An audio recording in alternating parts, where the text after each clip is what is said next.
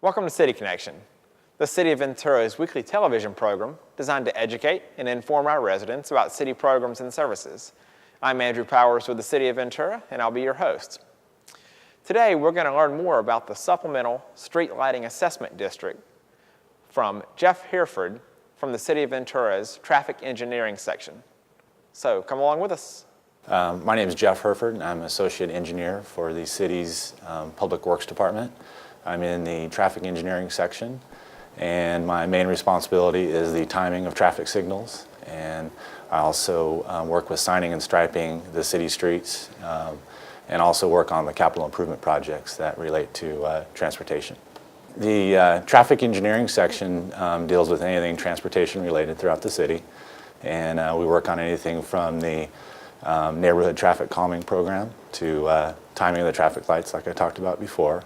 And we also are in charge of the red curb, the installation of stop signs, installation of traffic signals, bicycle pedestrian programs, and also why we're here today for the street lights. And we're in charge of the operation of the street lights along the arterials, at intersections, and in the neighborhoods. And also we set the assessment rates for the street lights. Today I want to talk to you about the Street Lighting Maintenance District. A street lighting maintenance district is actually an assessment district that, through assessing property owners, pays for the street lights in that district. Currently, the city has several street lighting maintenance districts. Many of those are small districts that are in new housing developments, so the residents in that neighborhood pay for the street lights. The biggest of those districts is District 36, and that's the one I'm talking about today. It was established in 1960 and encompasses about 95% of the streetlights throughout the city. The new Supplemental Street Lighting Maintenance District is being formed for actually one big reason. It's just the increase in cost for District 36. The assessment rates for District 36 hasn't increased since 1995. And however, costs for the operation and maintenance of the streetlights has gone up considerably. Basically, this is due to the energy crisis in 2001, and actually in June of 2001, the Southern California Edison raised energy rates. And so what that did was we actually were paying more for the operation and maintenance of the streetlights in District 36 than what we were legally allowed to assess the property owners in District 36. So it created a shortfall. And fortunately, for the past 2 years, we've been able to use the fund balance in District 36 to pay for that roughly $170,000 shortfall. However, this year, this fiscal year, 03-04, will be the first year that we actually have to dip into the city's general fund to make up that difference. So this new Supplemental Street Lighting Maintenance District is being proposed to fund that shortfall. Currently in District 36, the method of assessment is by a property's street front footage, and we're going to go ahead and carry that over to the new Supplemental Street Lighting Maintenance District. Currently in District 36, a typical residential lot that has a 60-foot front footage pays just under $31 per year for the assessment.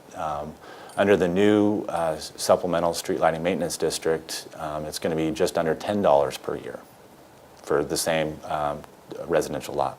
The balloting process for forming the new Supplemental Street Lighting Maintenance District is it's under state law that any new assessment has to be approved by the property owners. So we're going to go ahead and send out a return mail ballot to all property owners, and on that ballot, property owners will have the option of indicating whether or not they're in favor or in opposition of the new assessment.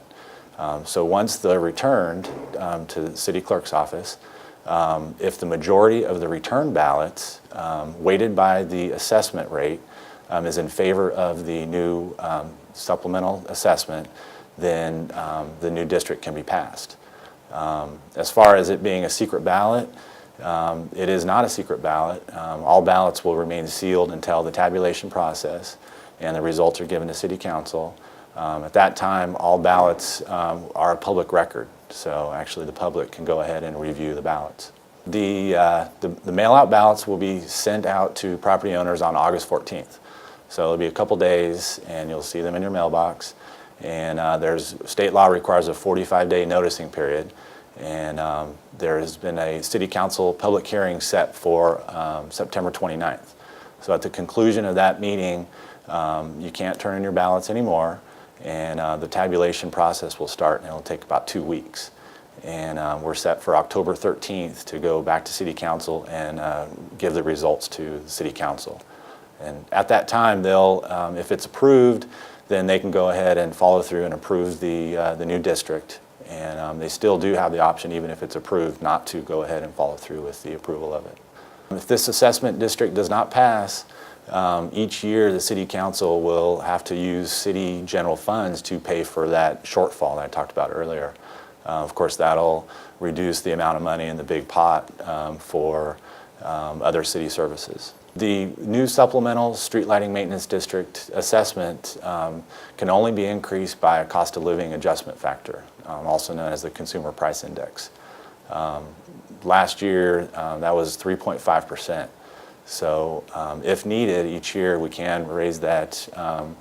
Like I said, last year it was 3.5%. So on $10, that would be approximately 35 cents a year. But that's only as needed. If there's any more money needed over and above that, then again, we'll have to go back out to the property owners to get that approved.